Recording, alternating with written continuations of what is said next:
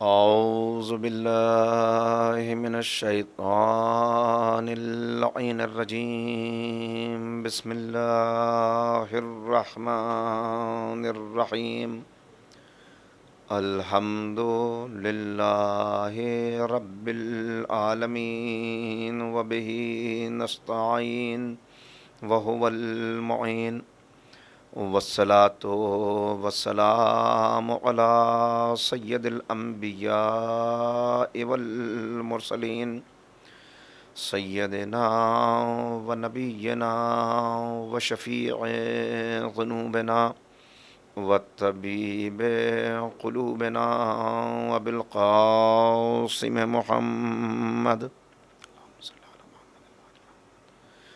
وآلہ الطیبین الطاہرین المعصومین المظلومین المنتخبین المنتجبین اما بعد فقد قال اللہ تبارک و تعالی فی کتابہ المجید وفرقانہ الرشید وقولہ الحق بسم اللہ الرحمن الرحیم کیف تکفرون باللہ وکنتم امواتا فاحیاکم ثم یمیتکم ثم یحییکم ثم الیہ ترجعون صدق اللہ العلی العظیم۔ برادران ایمانی، قرآن کریم کے سورہ بقرہ کی اس آیہ کریمہ کے ضمن میں اسلام اینڈ دا ماڈرن ایج کے عنوان سے یہ فکر و بحث کا تیسرا مرحلہ ہے۔ میں نے جو باتیں آپ کی خدمت میں گزارش کی، اس کا مغز اور ماحصل اگر چند جملوں میں دہرایا جائے تو بات یہاں تک پہنچی کہ میں نے عرض کیا کہ عبادت کے لیے بھی علم کی ضرورت ہے، اور جتنا جتنا انسان کا علم بڑھتا چلا جاتا ہے اتنا اتنا اس کی عبادت میں، اس کے سجدوں میں، اس کے تمام اعمال میں وزن پیدا ہوتا چلا جاتا ہے۔ اور قرآن کریم نے بھی اس حقیقت کو واضح کر دیا، انما یخشی اللہ، اللہ سے ڈرنے والے وہی لوگ ہیں کہ جو علماء ہیں، جو عالم ہیں۔ جو جتنا بڑا عالم ہوگا اتنا زیادہ ہی اس کے دل میں خوف خدا ہوگا۔ اور میں نے عرض کیا کہ انسان اگر ذرا سا غور کرے اس دنیا کے اندر تو جتنی اس کی خواہشات رکھی گئی ہیں، ان خواہشات کو بھی اگر علم کی عینک سے دیکھے تو اسے اس حقیقت کا علم ہو جائے گا، اس حقیقت کو وہ درک کر لے گا کہ یہ عارضی دنیا جہاں اس کو مختصر زندگی گزارنی ہے، وہاں اس کی خواہشات کی کوئی حد نہیں ہے، لیکن اس کی واقعاً جو ضروریات ہیں وہ بہت محدود ہیں، اور اگر وہ چاہے تو بہت محدود وسائل میں اپنی زندگی کو گزار سکتا ہے۔ سکندر اعظم کتنا بڑا نام ہے تاریخ کا، کہ جس نے ارادہ کیا کہ پوری دنیا کو فتح کر لے گا، اور اس پوری دنیا کو فتح کرنے کے ارادے سے جب وہ نکلا تو کوئی دنیا کی طاقت اس کا راستہ نہیں روک پاتی تھی۔ بڑے بڑے پہاڑ، دریا، سمندر، طوفان، موسلادھار بارشیں، ان سب کا مقابلہ کرتا ہوا، بڑی بڑی فوجوں کو شکست دیتا ہوا، بڑی بڑی سرحدوں کے اوپر محافظین کو زیر تیغ کرتا ہوا آگے بڑھتا چلا گیا، بڑھتا چلا گیا۔ محسوس یہ ہوتا تھا کہ پوری دنیا کو فتح کر لے گا، لیکن 32 سال کی بھری ہوئی جوانی تھی، وہ جو اتنے ملکوں کا فاتح ہے، وہ جس نے اتنی سرحدوں کو اپنے قدموں تلے کچل ڈالا، وہ جس نے طاقتوں کو، ایران جیسی طاقت کو جھکنے پر مجبور کر دیا اپنے آگے، 32 سال کی بھری ہوئی جوانی میں ایک چھوٹا سا مچھر اس کی موت کا سبب بنا، اپنے وطن سے دور ہے، ملیریا کے بخار میں مبتلا ہوا، مرض میں مبتلا ہوا، اور اس کے بعد اب یہی سکندر اعظم ہے کہ جو یہ چاہتا ہے، جو خود کہتا ہے کوئی مجھ سے میری یہ ساری دولت لے لے جو میں نے اتنی فتوحات کے نتیجے میں حاصل کی ہے، اور بس مجھے اتنی مہلت دے دے کہ میرا دم میرے وطن سے باہر نہ نکلے، میری روح یہاں پردیس میں قبض نہ ہو، بس اتنی سانسیں مجھے دلا دو کہ میں اپنے وطن تک پہنچ سکوں اور وہاں جا کر میرے جسم و روح میں مفارقت ہو۔ لیکن وہ جو اتنا بڑا فاتح تھا، اس کی یہ خواہش پوری نہیں ہو سکی۔ موت نے اسے اتنی مہلت نہیں دی، ایک چھوٹا سا مچھر موت کا سبب بنا، وطن سے باہر اتنی دولت ہوتے ہوئے بالکل بے کسی کے عالم میں دنیا سے چلا گیا۔ وصیت کر دی میرے ہاتھوں کو کفن سے باہر نکلوا دینا، تاکہ لوگوں کو یہ پتہ چل جائے کہ انسان کی خواہشات کتنی ہوتی ہیں، لیکن جب وہ جاتا ہے تو اپنے ہاتھ خالی لے کر جاتا ہے۔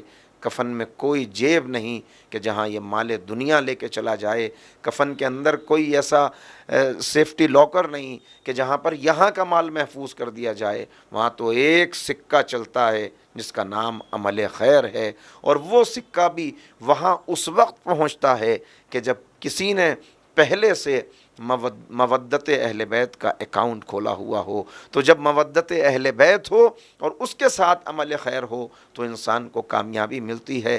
اللہ نے نشان عبرت بنایا، یہی سکندر ہے جو اتنا بڑا فاتح ہے، اب اس کا 12 سال کا بیٹا اس کے بعد قتل کر دیا جاتا ہے، اور جو اتنی خواہشات اپنے دل میں رکھتا تھا اس کی نسل بھی ختم ہو گئی، بھری ہوئی جوانی میں دنیا سے چلا گیا، نسل ختم ہو گئی، نشان عبرت بنا دیا گیا۔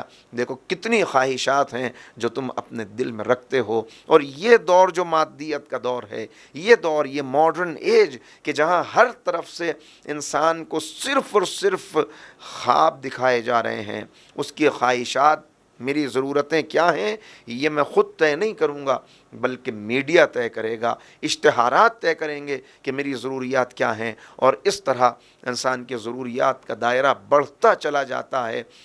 کوئی حد نہیں ہے ان خواہشات کی، بس ان کی حد تو ایک ہے، یا تو انسان خود ان کے اوپر خاک ڈال دے یا خود انسان پر خاک ڈال دی جائے، تبھی یہ خواہشات ختم ہوتی ہیں۔ اور ان خواہشات پر خاک ڈالنے کے لیے لازم ہے کہ بصیرت پیدا ہو جائے، شعور پیدا ہو جائے، انسان کی چشم باطن کھل جائے، اس کے اندر وہ دانش نورانی پیدا ہو جائے جو اس کی رہنمائی کرے اور اسے بتائے کہ دیکھو یہ زندگی عارضی زندگی ہے، اور حقیقت اس پردے کے پیچھے چھپی ہوئی ہے۔ وَمَا الْحَيَاةُ الدُّنْيَا إِلَّا مَتَاعُ الْغُرُورِ، آخرت کا پردہ ہے جو دنیا پر ڈال دیا گیا ہے، اور امتحان ہے جو یہاں چل رہا ہے۔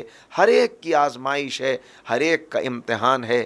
کسی کو دولت دے کے اس کا امتحان لیا گیا ہے، کسی سے دولت لے کر اس کا امتحان لیا گیا ہے، کسی کو اقتدار کی کرسی دی گئی وہ اس کی آزمائش ہے، کسی کو محکوم بنایا گیا یہ اس کی آزمائش ہے، مگر آزمائش کا یہ سلسلہ چل رہا ہے اور چلتا رہے گا۔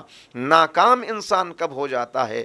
جب صرف اس عقل حیوانی سے کام لے کر جو 5 سینسز کے ذریعے سے اسے انفارمیشن ملی ہے، اسے نالج ملی ہے، اس کو پروسیس تو کرتا ہے مگر پھر آگے نہیں بڑھتا۔ اور اس عقل کی ایک کمزوری یہ ہے کہ یہ عقل چراغ راہ ہے، منزل نہیں ہے۔ یہ انسان کو چراغ راہ کا رول ادا کر کے رہنمائی تو کر سکتی ہے لیکن منزل تک نہیں پہنچا سکتی۔ منزل تک پہنچانے کے لیے اسی دانش نورانی کی ضرورت ہے کہ جس کا میں نے کل کی تقریر میں آپ کے سامنے تذکرہ کیا۔ اور یہ دانش نورانی اگر نہ ملے تو انسان لاکھ اس دنیا کے اندر ذہین ہو۔ برٹن رسل کوئی معمولی نام نہیں ہے، وہ شخص کہ جو اپنے بچپن میں انتہائی مذہبی تھا۔ دیکھیں اس ماڈرن ایج نے انسان سے کیا کیا چھین لیا۔ ایک مذہبی انسان جو جب 9 سے 11 سال کی عمر میں ہے تب اس کا عالم یہ ہے کہ بے پناہ عبادتیں کرتا ہے، دعائیں کرتا ہے۔ اس کا دادا اس سے سوال کر رہا ہے کہ اے میرے بلال یہ بتاؤ کہ تمہیں کون سی دعا سب سے زیادہ پسند ہے؟ تو اس وقت وہ کہتا ہے کہ میں اپنے گناہوں سے بہت خوف زدہ ہوتا ہوں، میری یہ زندگی مجھے بار محسوس ہونے لگتی ہے جب میں اپنے گناہوں کو دیکھتا ہوں۔ ایک 11 سال کا کم سن، اس کے کیا اتنے گناہ ہیں کہ جس کے متعلق وہ یہ بات کہہ رہا ہے، لیکن یہ اس کی مذہبی فکر ہے، یہ اس کی اس وقت دور اندیشی ہے کہ جس میں وہ چیزوں کے حقائق کو دیکھ رہا ہے، مگر پھر اپنے اس ماحول سے متاثر ہوتا ہے، اس ماڈرن ایج سے متاثر ہوتا ہے، اور وہ اس ماحول کو دیکھتا ہے کہ جس میں مذہب سے نفرت ہے، جس میں خدا کا انکار ہے، جس میں رسالت کا انکار ہے، جس میں آخرت کا کوئی تصور موجود نہیں ہے، اور جس میں بہت زور اس بات پر دیا جا رہا ہے کہ جو کچھ ہے یہ دنیا ہے۔ اس سے متاثر ہو کر وہی شخص جو خود اتنا مذہبی ہے، اب وہ مذہب کا دامن چھوڑ دیتا ہے، اور پھر لیکن دیکھیے ایک بات عرض کروں کہ انسان کے اندر جو بات میں نے کل کہی تھی کہ تشنگی جو رکھی گئی، اللہ نے بندے کو ڈیزائن ایسا کیا ہے کہ جب تک یہ خود اللہ تک پہنچ نہ جائے اس وقت تک اس کی یہ تشنگی، اس کی یہ پیاس بجھتی نہیں ہے۔ لہٰذا بظاہر اس نے خدا سے اپنا رشتہ توڑ لیا، ناتا توڑ لیا، لیکن 1959 میں اس کا ایک انٹرویو BBC سے شائع ہوا، فری مین نام تھا اس اینکر کا جو اس کا انٹرویو لے رہا تھا۔ اس نے اس سے سوال کیا کہ آپ جو اس وقت علم ریاضی اور فلسفے کے اتنے ماہر ہیں، اتنا بڑا ریاضی داں، اتنا بڑا فلسفی، یہ بتائیے کہ آپ تو کبھی مذہبی ہوا کرتے تھے، تو آج وہ مذہب کو چھوڑ کر کیا آپ کو سکون مل پا رہا ہے؟ اس نے کہا، جو جواب دیا وہ قابل غور ہے، اس نے کہا کہ ہاں، میں نے ریاضی کی دنیا میں اپنے آپ کو محو کر دیا ہے۔ یہ ریاضی کی دنیا اتنی وسیع دنیا ہے کہ اس وسیع دنیا میں میں وہ سکون محسوس کر رہا ہوں جو مذہب کی دنیا میں محسوس ہوتا ہے، اس لیے کہ یہ ریاضی وہ علم ہے کہ جس کی کوئی حد نہیں ہے، اور جو ابدی علم ہے، ہمیشہ رہنے والا علم ہے۔ آپ نے دیکھا خدا کو چھوڑنے کا نتیجہ یہ ہوا کہ ریاضی کو اپنا خدا بنانا پڑا، اور بہرحال یہ تسلیم کرنا پڑا کہ سکون اسی وقت ملے گا جب کسی ابدی اور لامحدود قوت سے اپنے آپ کو وابستہ کر لیا جائے۔ اور پھر جب اس نے کتاب لکھی why I am not a Christian, تو اس کے پریفیس میں یہ لکھتا ہے کہ میں نے بہت غور کیا، اور غور کرنے کے بعد میں اس نتیجے پر پہنچا کہ اگر اس خالق کی خلقت کا آخری شاہکار، اس کی فائنل پروڈکٹ اگر ہٹلر جیسی ہے، تو پھر میں مذہب کو ماننے کے لیے تیار نہیں ہوں۔ آپ نے دیکھا کہ کس طرح سے دھوکہ کھایا۔ اہل دانش عام ہیں، کمیاب ہیں اہل نظر۔ اہل دانش تو دنیا میں بہت ملیں گے جو دنیاوی علوم میں ترقی کرتے ہوئے، غلط فہمی نہ ہو اس لیے واضح کر دوں کہ میں نے کل کہا کہ یہ دنیاوی علوم ہم اس اعتبار سے کہہ دیتے ہیں کہ دینی علوم کے مقابلے پر ان کا تذکرہ کیا جاتا ہے، ورنہ یہ علوم بھی اللہ ہی کے عطا کرتا ہے۔ ہاں، ان حقیقی علوم کے مقابلے پر دنیاوی علم یا سیکولر علم دینی علم کے مقابلے پر نہیں ہے، بلکہ اس علم کے مقابلے پر جو انسان کے لیے پریشانی کا سبب بننے والا علم ہے، وہ کون سا علم ہے؟ وہ ہے علم غیر نافع، وہ علم جو انسان کو کوئی فائدہ نہ پہنچا سکے، وہ علم جس کے لیے پیغمبر اکرم نے دست دعا بلند کر دیے، اور نبی کریم کہہ رہے ہیں اللہم انی اعوذ بک من علم لا ینفع، اے پالنے والے مجھے اس علم سے محفوظ فرما، اس علم سے اپنی پناہ میں رکھ کہ جو غیر مفید علم ہو، جو غیر نافع علم ہو۔ تو یہ غیر نافع علم ہے جو علم کے مقابلے پر آ رہا ہے، ورنہ نہ کوئی علم دنیاوی ہے نہ دینی ہے۔ انسان کی نیت ہے جو اس علم کو دنیاوی اور دینی بناتی ہے۔ اگر کوئی علم دین بھی اس نیت سے حاصل کرے کہ اس کے ذریعے سے دنیا حاصل کروں گا، تو باوجود اس کے کہ یہ قرآن و حدیث کا علم ہوگا، یہ علم دنیاوی علم کہلائے گا۔ اگر کوئی دینی علوم بھی اس لیے حاصل کرے کہ اس کے ذریعے سے تحقیق کر کے اپنے مذہبی عقائد کی حقانیت ثابت کروں گا، اپنی قوم کی خدمت کروں گا، اپنے ملک کی خدمت کروں گا، اپنے خاندان کی خدمت کروں گا۔ علم کے میدان میں جس طرح دنیا ترقی کر رہی ہے اسی طرح میں بھی ترقی کی راہ میں آگے بڑھ کر جو دانشور دین سے دور ہو گئے ہیں ان کو دین کی طرف لاؤں گا۔ تو پھر یہ چاہے کوئی بھی علم ہو، چاہے کتنا ہی بڑا مادی علم ہو، یہی علم دینی علم بن جاتا ہے۔ لیکن اس علم کے مقابلے پر وہ علم ہے جو آج کی اس ماڈرن ایج نے ہمیں دیا ہے بنام علم، اگرچہ وہ علم نہیں، اس لیے کہ یہ زمانہ یہ انفارمیشن ایج کہلاتی ہے۔ انفارمیشن ایج کا مطلب یہ ہے کہ اس وقت پوری دنیا گلوبل ولیج بن چکی ہے، تہذیبوں کا ٹکراؤ ہو رہا ہے۔ آپ کہیں بھی بیٹھ کر کسی بھی آدمی تک اپنی بات پہنچا سکتے ہیں، بہت آسان ہو گیا۔ ہر جگہ کی تہذیب، ہر جگہ کے تمدن، ہر جگہ کی روایات، ٹریڈیشنز اور کلچر سے واقف ہونا، ایسے میں انسان خسارے میں کیسے گیا، اس نے گھاٹا کیا اٹھایا، ٹریجڈی کیا ہوئی۔ ہیومن ٹریجڈی یہ ہوئی کہ آج انسان کو اپنے وقت کی قدر نہیں رہی، بیٹھا ہوا ہے۔ اسکرین ایڈکشن، اس اسکرین ایڈکشن نے اس کو کیا دیا؟ اتنے سارے سافٹ ویئرز ہیں جو سامنے ہیں جن سے وہ وابستہ ہے، مختلف قسم کی معلومات ہے جو وہ حاصل کر رہا ہے، کتنی چیزیں ہیں، فیس بک ہے، واٹس ایپ ہے، نیٹ فلکس ہے، ٹویٹر ہے، انسٹاگرام ہے، آپ بڑھتے چلے جائیں۔ یہ دنیا وسیع سے وسیع تر ہوتی چلی جا رہی ہے، اور جتنی یہ دنیا وسیع تر ہو رہی ہے اتنا گویا انسان کو اپنی گرفت میں اور انسان کے ذہن کو اپنے شکنجے میں یہ دنیا لیتی چلی جا رہی ہے۔ یہ آرٹیفیشل انٹیلیجنس کا دور ہے، یہ دور، یہ دنیا کہ جو حقیقی دنیا نہیں ہے، اس ورچوئل ورلڈ سے وابستہ ہونے کی وجہ سے جو آج کے اس ماڈرن ایج کا بہت بڑا ڈرا بیک ہے، جو بہت بڑا چیلنج ہے حقیقی علم کے لیے، وہ کیا ہے کہ انسان یہاں پر بیٹھا ہوا ہے، اب کتنی معلومات ہے، معلومات کے گویا تھپیڑے ہیں جو اسے ہر طرف سے لگ رہے ہیں۔ ایک چیز کو تلاش کرنے نکلتا ہے، 1000 چیزیں جن کی کوئی اس کو ضرورت نہیں، 1000 ایسی باتیں اس کے سامنے آ جاتی ہیں جن سے نہ آخرت میں فائدہ ہونے والا ہے، نہ اس دنیا میں فائدہ ہونے والا ہے، اور وہ ان سب چیزوں سے انٹریکٹ کرنے پر، ان سب چیزوں سے دوچار ہونے پر مجبور ہے، اس لیے کہ وہ ساری چیزیں مسلسل اس کے سامنے آ رہی ہیں۔ گویا معلومات کا ایک سیلاب ہے جو انسان کو بہاتا چلا جا رہا ہے، ادھر سے معلومات، ادھر سے معلومات۔ اس میں پریشانی کیا ہے کہ اس بہت ساری معلومات کے نتیجے میں جو یقیناً علم غیر نافع ہے، اس لیے کہ ہر انسان تاجر نہیں ہے کہ اس کو ضرورت پڑے کہ وہ تجارت کے سارے علوم سیکھے، ہر انسان طالب علم نہیں ہے کہ اسے ضرورت پڑ رہی ہے۔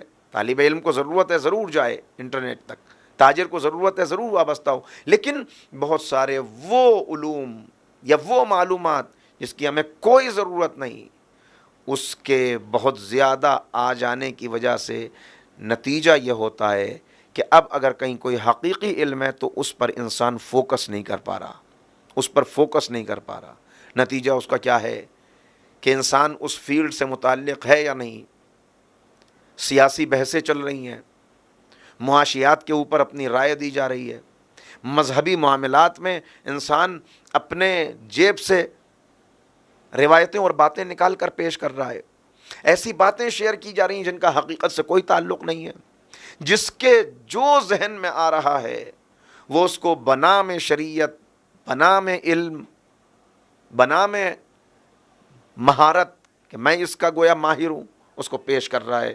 اس کا نتیجہ یہ ہے کہ ایک تو انسان کے پاس سے وقت ختم ہوتا جا رہا ہے، زندگی مختصر ہے۔ زندگی مختصر ہونے کا کیا مطلب ہے کہ وقت مختصر ہے۔ اسی لیے میں ہمیشہ کہتا ہوں اور اپنے نوجوانوں کو یہ پیغام دیتا ہوں کہ اگر کوئی انسان آپ کے ساتھ حسن سلوک کرے اور وقت ضرورت آپ کو دولت دے دے تو اس نے بھی بہت بڑی نیکی کی، لیکن اگر کوئی اپنا وقت لگا رہا ہے، چونکہ ہمیں وقت کی قیمت کا احساس نہیں، لہٰذا ہم سمجھتے ہیں جس نے دولت دی اس نے تو بہت بڑا احسان کیا، جس نے کسی اور طرح سے سپورٹ کیا اس نے بہت بڑا کام کیا، جس نے اپنا وقت دیا، یاد رکھیے سب سے بڑی قیمت اسی نے آپ کس کو دی ادا کی ہے، سب سے بڑا تحفہ اسی نے آپ کو دیا ہے جس نے اپنا وقت دے دیا، اس لیے کہ جس نے جو وقت لگا دیا یہ اپنی زندگی میں سے اس نے اتنے وقت کو مائنس کر دیا۔ انسان اگر لاکھوں روپے بھی خرچ کر دے تو 1 منٹ واپس نہیں حاصل کر سکتا جو اس کی زندگی سے نکل چکا ہے۔ اپنی زندگی کے کتنے گھنٹے، کتنے دن، کتنی راتیں اور کتنے مہینے ہیں جو ہم نے بغیر وجہ کے اس اسکرین ایڈکشن کی وجہ سے اس اسکرین کے سامنے بیٹھ کر، اس آرٹیفیشل دنیا کے سامنے بیٹھ کر گزار دیے، اور اس سے جو معلومات ہمیں حاصل ہوئی وہ معلومات گویا سیلاب تھا جو بہا کے لے گیا حقیقی علم کو۔ لہٰذا اس علم کے لیے کہا گیا کہ یہ علم غیر نافع ہے۔ پیغمبر اکرم حضرت محمد مصطفیٰ صلی اللہ علیہ وآلہ وسلم، نبی کریم کا گزر ہوا، دیکھا کہ ایک شخص کو بہت سے لوگ گھیرے بیٹھے ہیں۔ آپ نے سوال کیا کہ یہ کیا ہو رہا ہے؟ پتہ چلا، جواب ملا کہ یہ بہت بڑا عالم ہے، لوگ اس کے علم سے فائدہ اٹھا رہے ہیں۔ کہا یہ کس چیز کا علم رکھتا ہے؟ جواب دینے والے نے کہا اسے ہزاروں اشعار یاد ہیں، یہ لوگوں کے ماہر انساب ہے، لوگوں کے نسب کا علم رکھتا ہے، شجرے لوگوں کے جانتا ہے۔ پیغمبر اکرم نے کہا اس علم کا انسان کو کیا فائدہ ہونے والا ہے؟ یعنی کوئی بھی ایسا علم جو انسان کے لیے غیر نافع ہو، اس علم کو کے اندر اتنا وقت لگا دینا۔ تو آج کی ٹریجڈی کیا ہے بہت بڑی، اس بات کو میں نے پہلے بھی عرض کیا۔ آج کی ٹریجڈی یہ ہے، اچھا اسی لیے پیغمبر نے فرمایا، یہ حدیث بھی اپنے ذہنوں میں محفوظ کر لیں کہ پیغمبر اکرم فرماتے ہیں اس دور کے لیے، اس دور میں کس چیز کو خطرہ ہے؟ اس دور میں ایک تو خطرہ ہے ہمارے ایمان کو۔ ایمان، جب آہوئے ختن، وہ ہرن جس کے ناف میں مشک پیدا ہو جائے، جب اس کے مشک پیدا ہو جاتی ہے تو اس کی نیند چلی جاتی ہے، وہ کھڑے کھڑے سو لیتا ہے، بیٹھتا بھی نہیں ہے، ہلکا سا اونگ لیتا ہے، مگر بہت چوکنا رہتا ہے، بہت ہوشیار رہتا ہے۔ کیوں؟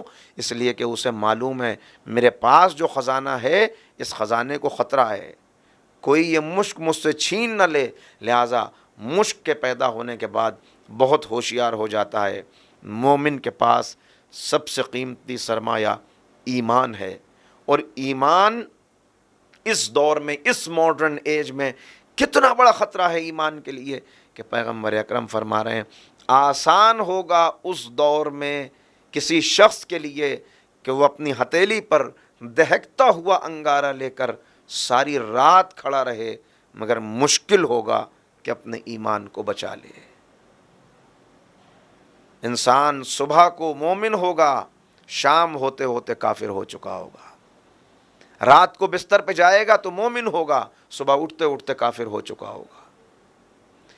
صبح اس حالت میں کرے گا کہ مومن ہوگا، شام میں واپس بستر پہ جائے گا تو کافر ہو چکا ہوگا۔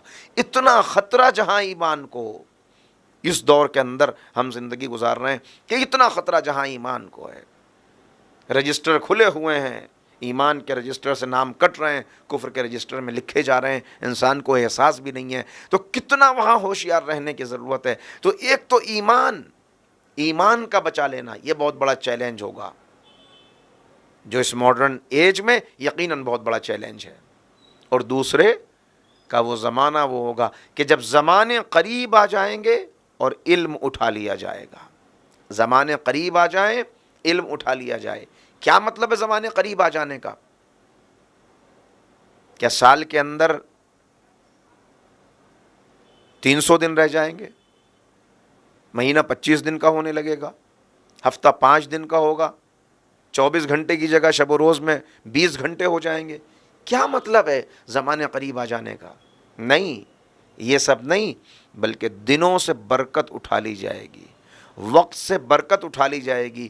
انسان ذہنی طور پر اتنا مصروف ہو جائے گا کہ اسے پتہ ہی نہیں چلے گا کہ یہ کون سا وقت چل رہا ہے، یہ کون سا زمانہ چل رہا ہے، میں کہاں زندگی گزار رہا ہوں، اسے احساس ہی نہیں ہوگا۔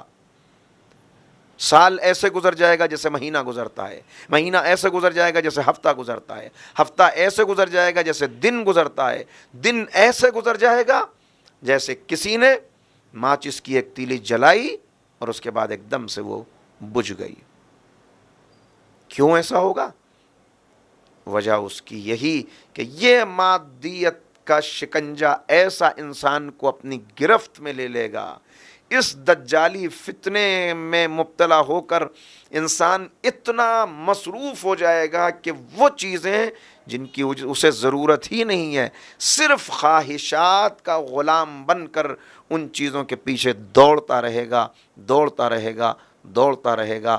ضرورت ہے یا نہیں، بازار سے لے آؤ، افورڈ نہیں کر سکتے تو یہ ماڈرن ایج تمہاری جیب میں کریڈٹ کارڈ رکھ دے گی، جاؤ جا کر قسطوں پر لے لو، بعد میں ادا کر دینا۔ اور پھر اس کے بعد جب اپنی چادر سے زیادہ پیر پھیلائے گا تو جن چیزوں کو اس نے لے لیا ان کی قیمت کو ادا کرنے کے لیے اسے مزید مصروف ہونا پڑے گا۔ اب تک 12 گھنٹے کام کرتے تھے، اب 14 گھنٹے کام کرو، 16 گھنٹے کام کرو، اور بس تم نے 16 گھنٹے کام کیا تو اب جو 16 گھنٹے کام کر رہا ہے اسے کیا معلوم کہ کون سا زمانہ چل رہا ہے، اسے کیا معلوم کہ کس امام کی ولادت کی تاریخ ہے، اسے کیا معلوم کہ کس امام کی شہادت کا زمانہ ہے، اسے کیا معلوم کہ مجھے کون سے حقوق ہیں جو ادا کرنے ہیں۔ ذہنی طور پر شکنجے میں جکڑ لیا۔ اس کو کہتے ہیں زمانے کا قریب آ جانا، یہ ہے زمانے کا۔ اور علم اٹھا لیے جانے کا مطلب کیا؟ علم اٹھا لیے جانے کا مطلب یہ ہے کہ انسان وہ معلومات حاصل کرنے میں اپنے آپ کو مصروف رکھے گا جو اس کے آخرت تو ہے ہی اپنی جگہ، دنیا میں بھی شاید کسی کام آنے والی نہیں ہے۔ وہ معلومات کیا ہے؟ وہ معلومات یہی، آج ایک نوجوان سے آپ پوچھیں تو کتنی ایسی معلومات اس کے پاس ہے کہ جو اگر اسے نہ معلوم ہوتی تو کوئی حرج نہیں تھا، اور اسی سے سوال کریں۔ مجھے بات یاد آئی کہ غالباً ناروے کا یہ واقعہ ہے کہ ناروے میں ایک مفکر نے، وہ لکھتے ہیں اپنی ایک کتاب انہوں نے لکھی، اگر مجھے صحیح اس کا نام یاد آ رہا ہے، have you discovered the real beauty, یہ اس کتاب کا نام ہے۔ ڈاکٹر ابراہیم ناجی یہ بیان کرتے ہیں اپنی اس کتاب میں کہ میں ناروے کے ایک ہوٹل میں ایک نوجوان سے میری ملاقات ہوئی جس کا نام بھی انہوں نے اس کا بیان کیا، کرس اس کا نام تھا۔ کہا میں نے، اخلاق اس کا بہت اچھا تھا، کچھ دیر اس سے بات ہوئی، اس کے بعد وہ میرے ساتھ بیٹھ گیا تو میں نے اچانک اس سے سوال کر لیا، تمہاری زندگی کا مقصد کیا ہے؟ کہا جیسے ہی میں نے اس سے یہ سوال کیا کہ تمہاری زندگی کا مقصد کیا ہے تو وہ جیسے اس کو شوق لگا ہو، جیسے اچانک وہ سکتے میں آ گیا ہو، وہ ایک دم چونک گیا اور حیرت کے عالم میں اس نے مجھ سے پوچھا کہ کیا زندگی کا کوئی مقصد بھی ہوتا ہے؟ مجھ سے تو اس سے پہلے کبھی کسی نے ایسا سوال نہیں کیا، میں تو یہ سمجھتا ہوں eat drink and be happy, بس یہی زندگی ہے۔ کہا کہ بات ختم ہو گئی، اس کے بعد پھر وہ نوجوان مجھے ملا تو اس نے مجھ سے کہا آپ نے تو مجھے گہری سوچ میں ڈال دیا، مجھے نیند نہیں آئی اور میں آپ کے اسی سوال پر غور کرتا رہا کہ واقعاً اب تک جو میں نے زندگی گزاری یہ زندگی ایسے ہی گزر گئی تو کیا یہ زندگی ایسے ہی بے مقصد گزارنے کے لیے ملی ہے؟ یہ اس نوجوان کا جواب نہیں ہے۔ اس ماڈرن ایج میں ہر نوجوان کا تقریباً الا ماشاء اللہ تقریباً ہر نوجوان کا جواب یہی ہے، ہر ایک کا حال یہی ہے کہ آپ اس سے پوچھیں کہ آپ کا مقصد حیات کیا ہے تو اسے نہیں معلوم۔ آپ اس سے پوچھیں 8-8 10-10 گھنٹے آپ اسکرین ایڈکشن میں کیوں گزار رہے ہیں، کیا حاصل ہو رہا ہے، اس کو نہیں معلوم۔ کبھی انٹرٹینمنٹ کے نام پر، کبھی کسی دوسرے نام پر، بہت سی باتیں ہیں جو میں عرض نہیں کرنا چاہتا کہ بات بہت ہی تلخ نہ ہو جائے، لیکن آپ میرے پیغام کو سمجھ رہے ہیں کہ میں کیا عرض کرنا چاہ رہا ہوں۔ لہٰذا یہ علم غیر نافع اس کے لیے پیغمبر فرمانے جب علم اٹھا لیا جائے، یعنی انسان معلومات حاصل کر رہا ہے، کتنی معلومات اسے حاصل ہوئی، سیلاب ہے، میں نے عرض کیا سمندر کا پانی ہے، یہ سمندر کا پانی جو کڑوا ہوتا ہے، جس سے پیاس نہیں بجھتی ہے بہت لیکن کسی کام کا نہیں۔ انسان کے لیے سب سے اچھا پانی چشمے ہی کا پانی ہوتا ہے۔ سمندر کا پانی پیاس نہیں بجھائے گا، چشمے کا پانی اگر تھوڑا بھی ہوگا تو انسان کی پیاس بجھا دے گا۔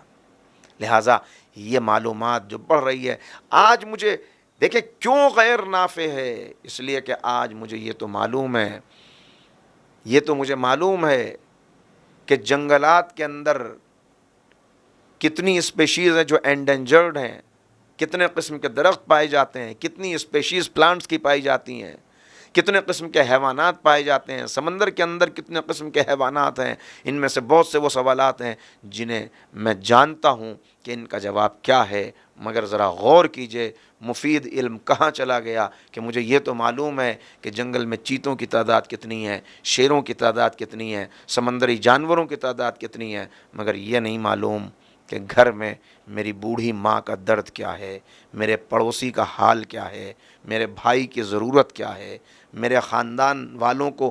حد یہ ہے کہ کبھی کبھی انسان کو یہ بھی نہیں پتہ کہ میری اولاد کی ضرورت کیا ہے، اس لیے کہ وہ اپنی زندگی گزار رہے ہیں، یہ اپنی زندگی گزار رہے ہیں، انہیں ان سے کوئی تعلق نہیں۔ کئی مرتبہ ایک ہی گھر میں ایک ہی چھت کے نیچے رہتے ہوئے سب ایک دوسرے کی ضرورت سے بے خبر ہیں، زندگی اپنی رفتار سے گزری چلی جا رہی ہے اور انسان کو خبر بھی نہیں کہ کون سی قیمتی متاع ہے جس کو وہ گنواتا چلا جا رہا ہے۔ یہ ہے علم کا، حقیقی علم سے انسان کا دور ہو جانا کہ جس سے روکا جا رہا ہے کہ علم واقعی اگر ملے گا تو پھر انسان کو اپنا مقصد واضح نظر آئے گا۔ جب مقصد واضح نظر آئے گا تو اس مقصد کے حصول کے لیے وہ آگے بڑھے گا۔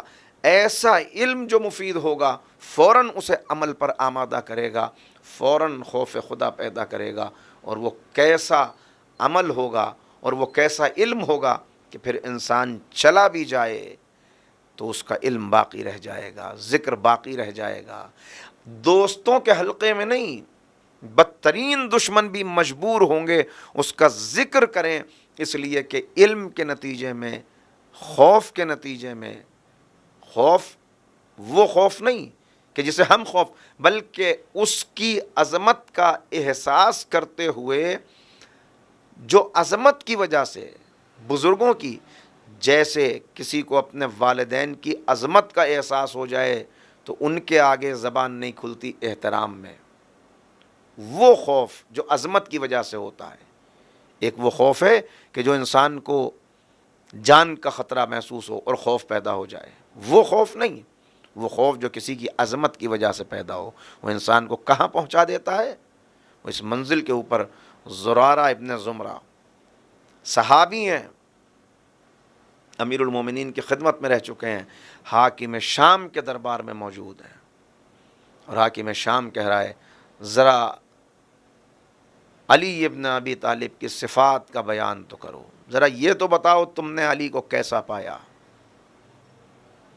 کہا اے حاکم نہ سوال کر، کہا نہیں میرا حکم ہے، کہا اگر میری جان کی امان دیتا ہے تو میں بیان کرتا ہوں۔ کیا پوچھتا ہے مجھ سے اس شخصیت کے بارے میں، کیا پوچھتا ہے مجھ سے اس آقا کے بارے میں کہ جسے ہم نے ہمیشہ ایسا پایا کہ اس نے کبھی گرمی میں بھی کھردرا لباس اپنے بدن سے جدا نہیں کیا،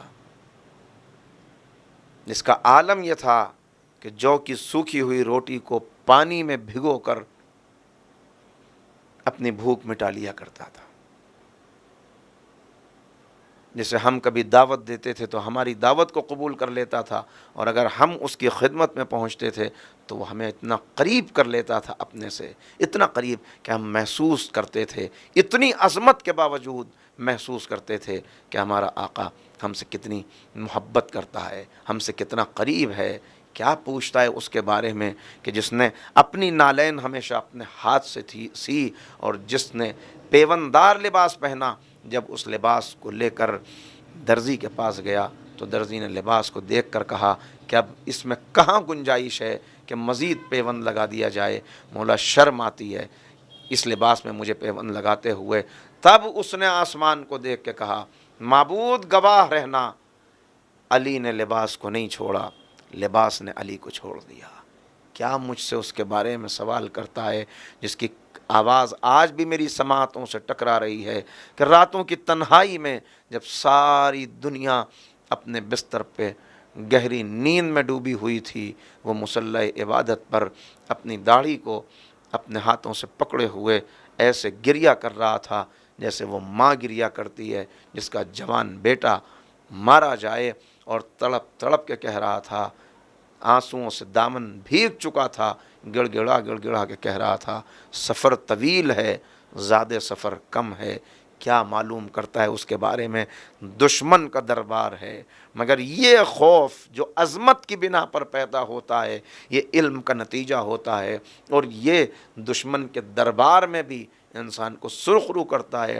دربار دشمن کا ہے، یہی وہ جگہ ہے کہ جہاں مولا کے نام پر قہقہے لگائے جاتے ہیں، مولا کا مذاق اڑایا جاتا ہے، یہی وہ جگہ ہے کہ جہاں جس جگہ پر حاکم کے حکم سے 70,000 ممبر نما بلندیوں سے مولا کی شان میں گستاخی کی جاتی ہے، مگر آج عالم یہ ہے کہ یہی دشمن کا دربار چیخیں اور سسکیاں ہیں جو پورے دربار میں بلند ہیں، یہاں تک کہ خود حاکم شام کی آنکھوں سے بھی آنسو جاری ہو گئے اور کہا بے شک تم نے سچ کہا، علی ایسے ہی تھے، علی ایسے ہی تھے، علی ایسے ہی تھے۔ یہ ہے وہ حقیقی علم کہ یہ علم جب آتا ہے تو انسان کس بلندی کے اوپر پہنچتا ہے، اور جب بلندی پہ پہنچتا ہے تو پھر خود کہتا نظر آتا ہے الہی کفا لی عزن ان اکون لکا عبدا، اے میرے معبود میری عزت کے لیے، میرے فخر کے لیے یہ کافی ہے کہ تو میرا رب ہے، میری عزت کے لیے یہ کافی ہے کہ میں تیرا بندہ ہوں۔ اے میرے معبود تو میرا ویسا رب ہے جیسا میں چاہتا ہوں، مجھے ویسا بندہ بنا لے جیسا تو چاہتا ہے۔ یہ کون ہے جو کہہ رہا ہے کہ میری عزت کے لیے یہ کافی ہے میں تیرا بندہ ہوں؟ یہ وہ نہیں ہے جس نے ساری زندگی مرغن غذائیں کھائی ہوں، بلکہ یہ وہ ہے جس نے جو کی سوکھی ہوئی روٹی کو بھی اپنے گھٹنے پہ توڑ کے کھایا ہے۔ یہ وہ ہے جس نے ہمیشہ بوسیدہ لباس پہنا اور جو کہتا نظر آیا تمہارے مولا نے کیا لیا ہے اس دنیا سے؟ اپنے تن ڈھانکنے کے لیے 2 چادریں ہیں، یہ چادریں بھی وہ ہیں جو میں مدینے سے اپنے ساتھ لے کر آیا تھا۔ خط لکھا ہے نہج البلاغہ میں عثمان ابن حنیف کو، اے عثمان ابن حنیف تم کس آقا کے چاہنے والے ہو؟ تم کس کا نام لینے والے ہو؟ تم نے ایسے دسترخوان پر غذا تناول کی، ایسے لوگوں کی دعوت پر لبیک کہا کہ جہاں امیروں کے لیے دروازے کھلے ہوئے تھے، غریبوں کو دور کیا جا رہا تھا، جس دسترخوان سے غریبوں کو ہٹا دیا گیا تم نے اس دسترخوان پر غذا تناول کی۔ تمہاری ایسے خاطر کی جا رہی تھی جیسے سب سے زیادہ بھوکے تم ہی ہو۔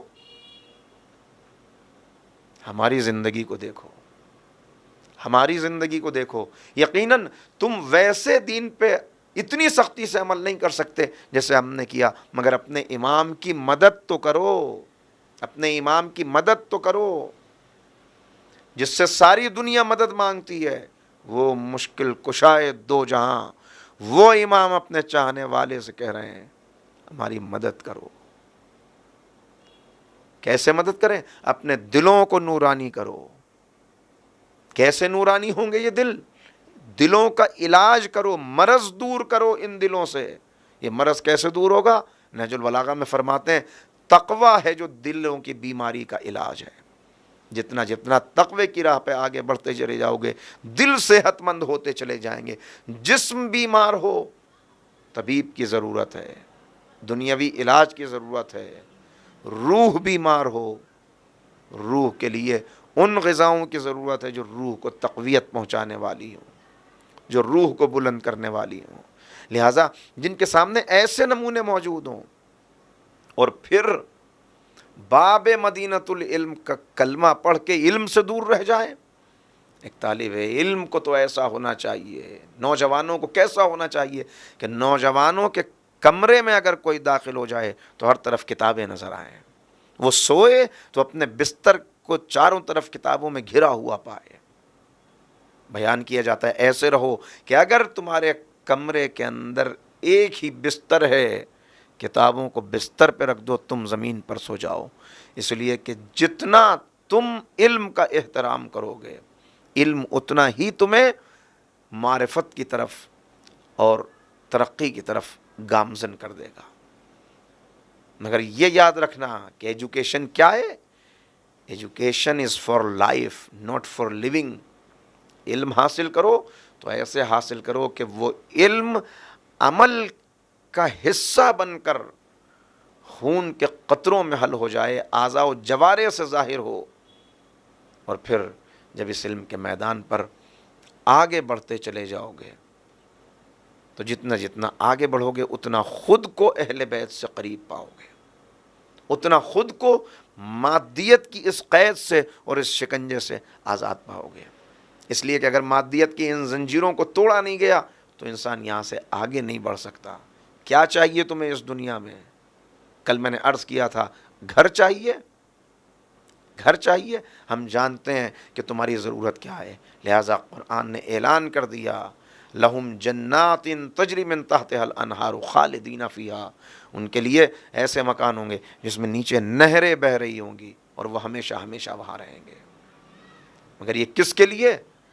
صاحبان علم کے لیے، اہل بصیرت کے لیے، کہ جیسے جیسے بصیرت بڑھتی چلی جائے ویسے ویسے حقیقت کا علم ہوتا چلا جائے، اور جیسے جیسے حقیقت، اشیاء کی حقیقت کو دیکھتا چلا جائے ویسے ویسے احساس ہوتا چلا جائے دنیا دائمی نہیں ہے، عارضی ہے. اس عارضی دنیا میں رہ رہا ہوں جسے ختم ہو جانا ہے، اور قیامت کا ایک دن ہے جس دن پھر سب کو کھڑا کیا جانا ہے، پھر سب کو اس کی بارگاہ میں حاضر ہو جانا ہے. یقین نہیں آتا تمہیں قیامت پر؟ آج کے جو اعتراضات ہیں، اس ماڈرن ایج میں جو اعتراضات ہیں قیامت پر، آخرت پر، پھر سے زندہ کیے جانے پر، میں نے کچھ باتوں کا جواب کل آپ کی خدمت میں عرض کر دیا. لیکن ایک مسئلہ قیامت کا، کیسے پھر قبروں سے کھڑے کیے جائیں گے، کس طرح پھر زندہ کیے جائیں گے؟ قرآن کریم نے بتا تو دیا کہ تمہیں کیوں یقین نہیں آتا، مگر اس کے ساتھ ساتھ پریکٹیکل ڈیمونسٹریشن بھی کیا ہے. پریکٹیکل ڈیمونسٹریشن کیسے کیا؟ تمہیں یقین نہ آئے تو آؤ، ہم تمہیں دکھاتے ہیں. کیسے قیامت آئے گی؟ اچھا، یہی مسئلہ ہوتا ہے اصل میں کہ جب انسان قرآن کریم تک پہنچتا ہے، ایک نیا قاری، ایک نیا پڑھنے والا، ایک نیا قرآن سے کچھ حاصل کرنے کی امید میں آگے بڑھنے والا، تو کبھی کبھی وہ بڑا کنفیوز ہو جاتا ہے، اس لیے کہ وہ سوچ کر تو یہ گیا ہے کہ قرآن تک جاؤں گا تو قرآن کوئی لسٹ پیش کر دے گا شاید ڈوز اینڈ ڈونٹس کی، یہ کرو یہ نہ کرو. لیکن جب قرآن کو کھولتا ہے تو قرآن بنی اسرائیل کا قصہ شروع کر دیتا ہے، اور اس کے بعد قصہ بھی ایسا ہے، اس طرح کے واقعات ہیں کہ ڈسکنیکٹڈ سٹوریز ہیں. ابھی ایک واقعہ چل رہا ہے، پھر اچانک دوسرا واقعہ شروع ہو گیا، پھر اچانک کوئی اور بات شروع ہو گئی. لہٰذا کئی مرتبہ اگر پہلی مرتبہ قرآن کے فہم کا شوق پیدا ہوا ہے تو پزلڈ ہو جاتا ہے کہ کیا کروں، کدھر جاؤں، کیا ہے یہ آخر. مگر یہ واقعات کیوں رکھے ہیں، اس پر میں بات کروں گا ابھی کسی اور تقریر میں. لیکن اس وقت ذرا سا یہاں فوکس رکھنا چاہتا ہوں گفتگو کو اس طرف کہ قیامت آئے گی، تمہیں یقین نہیں آتا، تو تمہیں یقین دلانے کے لیے ہم نے واقعات رکھے ہیں. کچھ امتوں کی قیامت بپا ہو چکی ہے. قوم لوط کے لیے قیامت آ چکی ہے. یہ جو قوم لوط پر عذاب نازل ہوا، یہ جو قوم نوح کے اوپر سیلاب آیا، طوفان آیا، یہ جو غرق کر دی گئی پوری قوم، قوم ہود کے اوپر جو عذاب آیا، قوم صالح کے اوپر جو عذاب آیا، قوم سمود کے اوپر جو عذاب آیا، یہ ساری قوموں کے اوپر جو عذاب آئے ہیں، یہ عذاب کیوں ہیں؟ یہ عذاب، یہ تمہیں ٹریلر دکھایا جا رہا ہے قیامت کا، تم دیکھ کر یقین کرتے ہو نا؟ تو دیکھو قرآن کی عینک سے ان قوموں کو دیکھو جن کی قیامت بپا ہو چکی ہے اور جن کے آثار اس دنیا میں موجود ہیں۔ آپ چلے جائیں، مدینے سے 400 کلومیٹر دور وہ جگہ ہے کہ جو ہزاروں برس سے ویران پڑی ہوئی تھی، اب اس کو ورلڈ ہیریٹیج کا حصہ بنا دیا گیا، جہاں بڑے بڑے اسکیلیٹن ملے۔ یہ وہ جگہ ہے جہاں قوم صالح کے اوپر عذاب آیا تھا، جہاں قوم سمود کے اوپر عذاب آیا تھا۔ نشانیاں، اسی لیے کہا نا کہ یہ آنکھ ہے جس سے تم دیکھتے ہو، مگر یہ آنکھ نہیں، بصیرت اس آنکھ سے نہیں، قرآن کی آنکھ سے دیکھو۔ جب قرآن کی آنکھ سے دیکھو گے تو حقیقت سامنے آئے گی۔ لہٰذا وقت تمام ہوا جا رہا ہے، میں آگے گفتگو کو بڑھاؤں گا اسی مرحلے سے کہ جہاں میں نے چھوڑا ہے، لیکن غور و فکر کرنا ہے، اس لیے کہ غور و فکر کی دعوت ہے جو قرآن کریم دیتا ہے، اور جتنا جتنا انسان غور و فکر کرے اور علم حاصل ہو اور بصیرت آئے، اتنا ہی عبادت بڑھتی ہے، اتنا ہی قربانی کا جذبہ، اس لیے کہ یہی علم ہے جو عشق تک لے جاتا ہے، اور جب انسان عشق تک پہنچ جائے تو پھر یاد رکھیے، کہا جاتا ہے کہ عقل اور ہے، عشق اور ہے، وہ اس عقل کے لیے کہا جاتا ہے جو حیوانی عقل ہے۔ ہاں، یہ عقل اور ہے، عشق اور ہے، اس لیے کہ عقل لینا جانتی ہے، عشق دینا جانتا ہے۔ عشق سب کچھ قربان کرنے کے لیے تیار ہو جاتا ہے۔ کیسی کیسی قربانیاں جن کو اگر کوئی تصور کر لے، آج فرش عزا پر بیٹھ کر اگر آپ سوچ لیں کہ کیسی قربانیاں کن ہستیوں نے راہ خدا میں پیش کر دیں، اگر حقیقی تصور پیدا ہو جائے، انسان فرش عزا سے زندہ نہ اٹھ سکے۔ ذرا تصور کریں، ذرا سوچیں، کلیجوں پہ ہاتھ رکھ کے سوچئے گا، آج کا یہ دور جو اتنی بے حیائی کا دور ہے، آج بھی اگر خدا نخواستہ بازار میں کوئی کسی کی بہن کے سر سے چادر اتار لے، کوئی کسی بہن کا دوپٹہ اتار لے، تو اس بھائی کے دل پہ کیا گزرے گی؟ اب ذرا سلام کیجئے گا سید سجاد کو کہ نامحرموں کا مجمع ہے، بازار سجے ہوئے ہیں، ماں بہنیں برہنہ سر ہیں، چھوٹی بہن 4 برس کی سکینہ قدم قدم کے اوپر تماچے کھاتی آ رہی ہے، مگر یہ سید الساجدین ہے۔ اللہ سے وہی ڈرتے ہیں جو عالم ہوں، عبادت میں وہی کمال پہ پہنچتے ہیں جو علماء ہوں۔ کس درجے کا علم ہے اور کس درجے کی عبادت ہے کہ اتنی قربانیاں دینے کے بعد بھی کوئی لب پہ شکوہ نہیں ہے، بلکہ اسی لیے تو کہا کہ کربلا کے بعد بھی تم سید سجاد ہو، دوسرا ہوتا تو کہہ دیتا خدا ہے ہی نہیں۔ ہاں، ہر قدم کے اوپر بظاہر ذلت و رسوائی کا سامنا ہے، اور ایسے میں ننھی سکینہ، آفتاب کی شدت، زخم پر زخم کھائے ہوئے بچی، چہروں پر تماچے، رسیوں میں بندھی ہوئی کلائیاں، بچی کی پیاس بھڑک اٹھی، مگر کس سے کہے اپنی پیاس کا شکوہ، کس سے کرے؟ ایک مرتبہ جناب زینب کی نظر چہرے پہ پڑی، بیٹی کچھ کہنا چاہتی ہو؟ کہا ہاں پھوپھی اماں کہنا تو چاہتی ہوں، مگر کس سے کہوں، اس لیے کہ امو تو دریا پہ جا کے سو گئے، بھیا علی اکبر تم مقتل میں رہ گئے، اب کون ہے جو مجھے پانی پلائے گا؟ بالا خانے پہ ایک بیوی بیٹھی ہوئی ہے، اس نے بچی کا یہ عالم دیکھا، دوڑ کے گئی، کوزے میں پانی لے کے آئی، ایک مرتبہ کہا بچی بچی، ارے لے بچی یہ پانی پی لے۔ جناب سکینہ نے پھوپھی کی طرف دیکھا، جناب زینب نے اشارہ کیا بیٹا پانی لے لو، پانی لیا، چاہتی ہیں کہ پئیں، کہا بچی جب پانی پی لے تو میرے لیے دعا کر دینا۔ بس رک گئی جناب سکینہ، کہا پہلے اپنی دعائیں بتا دو، کبھی بھی یہ دعا کر دو کہ میرا شوہر پردیس میں ہے، جیسے پردیس میں تم پہ مصیبت پڑی میرے شوہر پہ ایسی مصیبت نہ پڑے۔ جناب سکینہ نے ننھے ننھے ہاتھوں کو اٹھایا، معبود ہماری غریب الوطنی کا واسطہ اس کے شوہر کو ساتھ خیریت کے پہنچا دے۔ کہ بی بی ایک دعا یہ ہے جیسے تم یتیم ہوئی اس عالم میں میرے بچے یتیم نہ ہوں، کہ اے میرے معبود اس کے بچے اس عالم میں یتیم نہ ہوں۔ کبھی بھی ایک دعا یہ مجھے مدینے جانا نصیب ہو۔ میں اتنا سننا تھا، ایک مرتبہ کا مدینے جا کے کیا کرے گی؟ جناب زینب نے کہا کیا کرے گی مدینے جا کر؟ کہ مدینے میں میرا آقا حسین ہے، میری شہزادی زینب ہے۔ کہا زینب کو دیکھے گی تو پہچان لے گی۔